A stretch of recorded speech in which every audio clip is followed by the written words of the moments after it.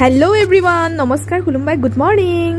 আজি মই বনাবলৈ গৈ আছোঁ চুকা শাকেৰে মাছকেইডোখৰ পৰিষ্কাৰকৈ ধুই লৈ মই এতিয়া হালধি নিমখ লগাই ল'লোঁ।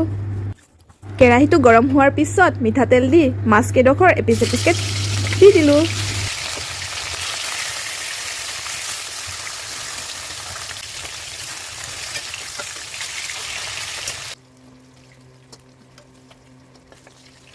এয়া দেখিবলৈ পাইছে মাছকেইডোখৰ মই কি ধুনীয়াকৈ ৰঙাকৈ ভাজি ল'লোঁ।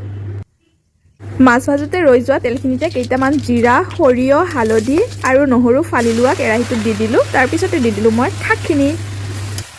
শাকখিনি অলপ সময় ওলট পালট কৰাৰ পিছত ইয়াতে নিমখ দি দিলোঁ। নিমখ দিয়াৰ পিছত মই ঢাকনি লগাই দিলোঁ।